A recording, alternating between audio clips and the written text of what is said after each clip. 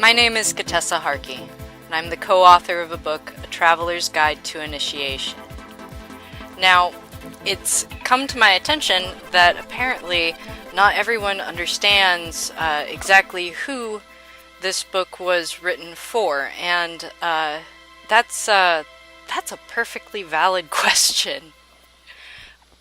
So, we're longtime members of the Portland activist and pagan communities, and for the last 5 years of that, Jonathan and I have been creating the effort Spiral Cult CIRCUS, and this is to address a real need that we found in the community, where people are getting involved with groups that are promising them a home and a community and a place where they can be safe to explore themselves and to learn and to grow.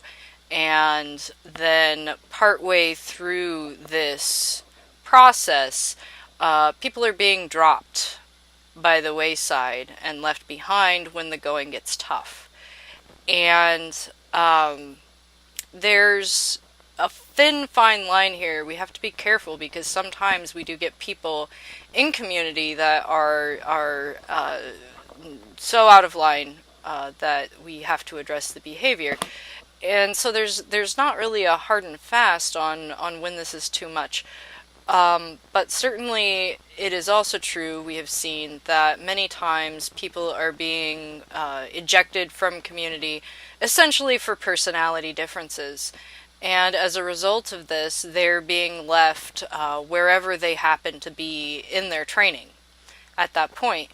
And since there's no real consistency between groups, they will then go and obviously look for someplace else where they can get this thing that they are now, for all intents and purposes addicted to, because they don't know how to provide it for themselves, right? This wouldn't be a problem if they were being taught properly how to provide these things for themselves, and ultimately, so this has been a problem for quite some time in the occult community, and we have examples of this going all the way back to the Golden Dawn and what it was like when people didn't fit the bill there and what happened to them afterward and what became of them.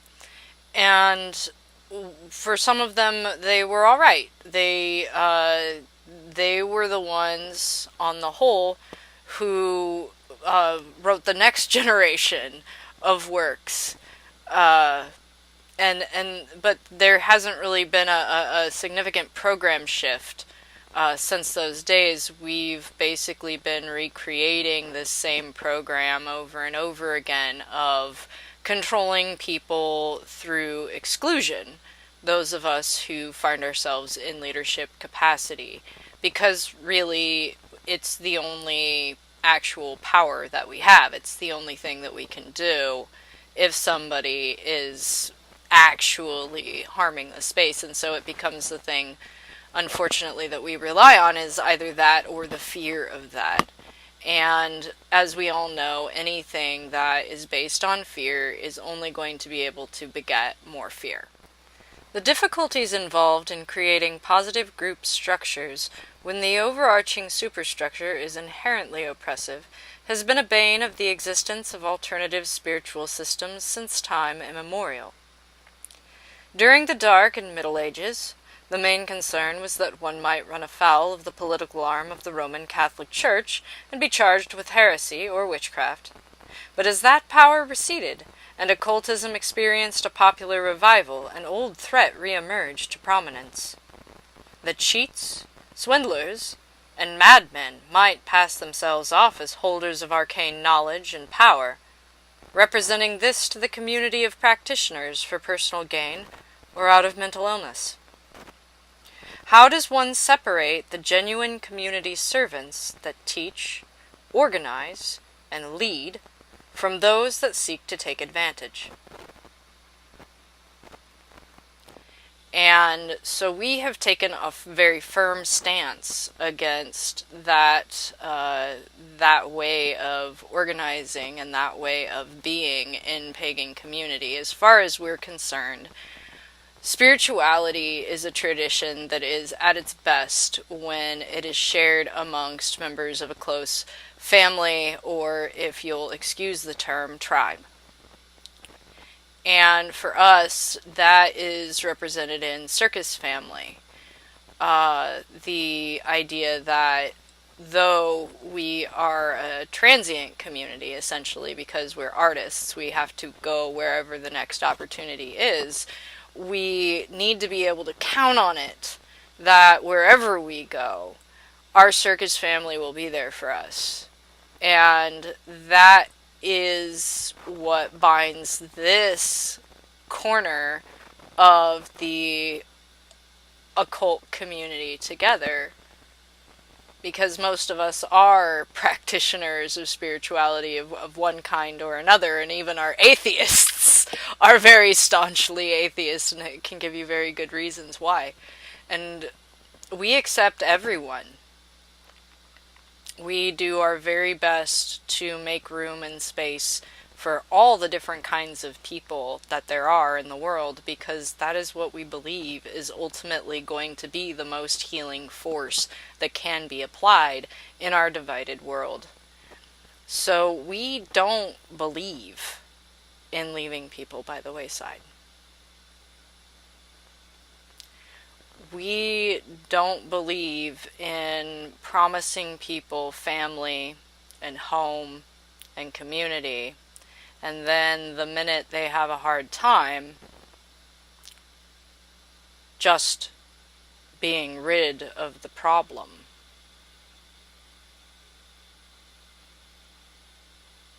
That's no way to behave. The point.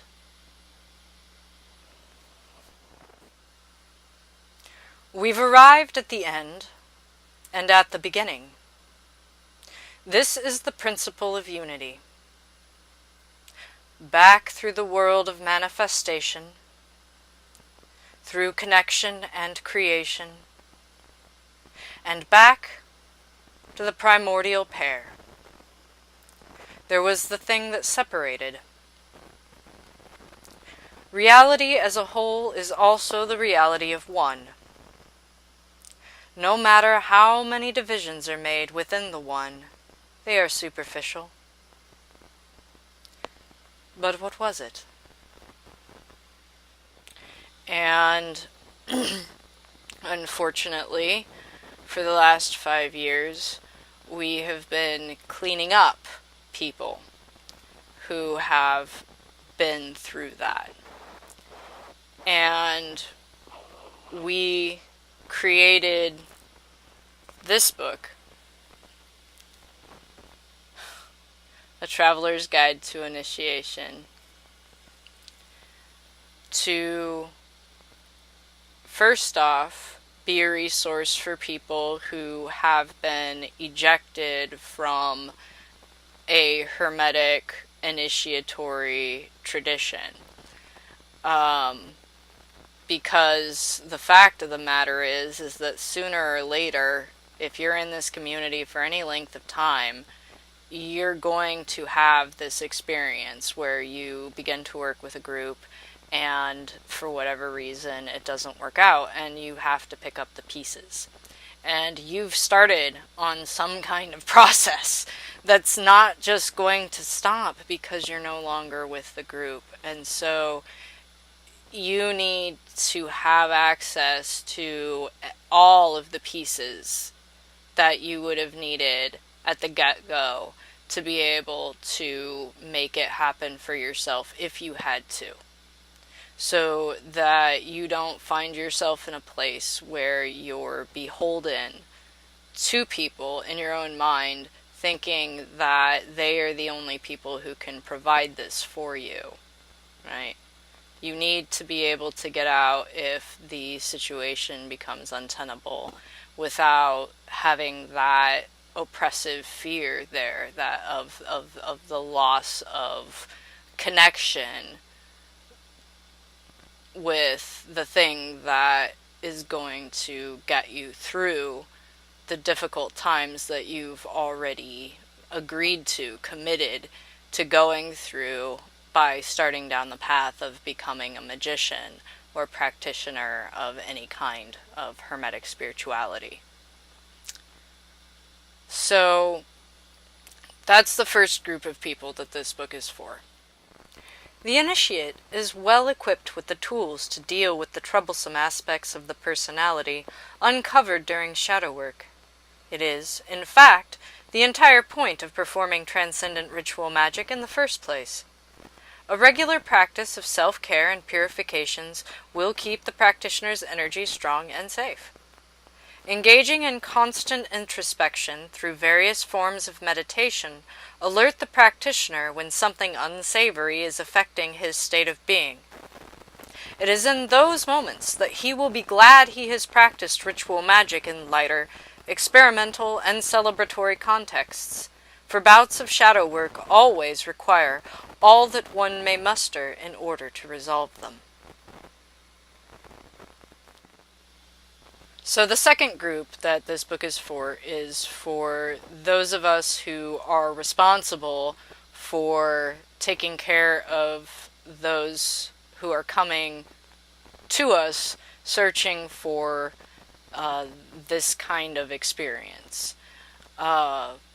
Whether that's on an individual one-on-one basis in your personal life, or you're a leader of a group, if you are going to start someone down the path, you owe it to that person to let them know exactly what it is they're in for.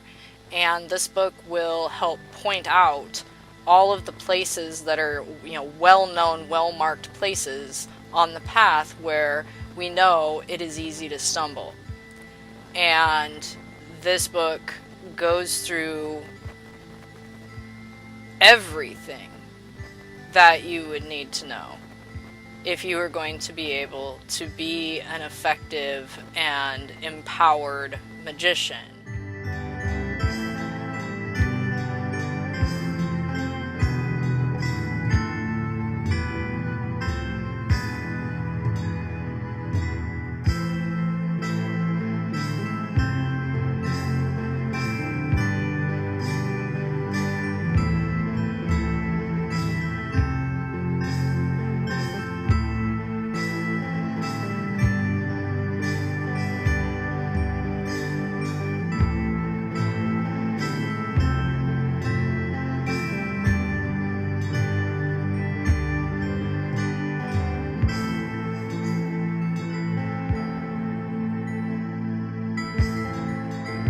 So someone asked why we didn't include specific anecdotes in this work, and I'll tell you the reason is that we actually take very seriously the ideas contained in the old laws. I mean, we don't follow them as dogma, but the idea that you really ought to be considerate of other people's right to not be outed as members of this community or a given community.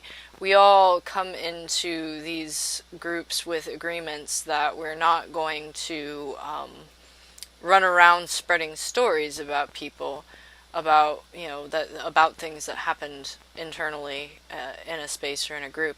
And it would have been inappropriate to share specific details of some of the instances whereupon we learned about what you should not do.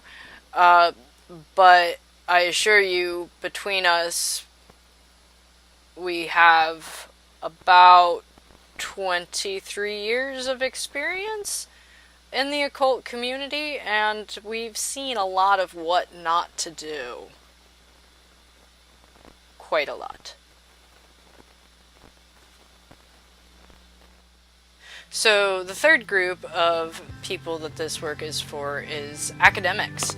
It is really, really hard, actually, to find works on modern Hermetic practice and the modern Hermetic community that are sourced in a manner that allow them to be used in an academic way. This is fully MLA sourced, and you can cite this work in your college papers.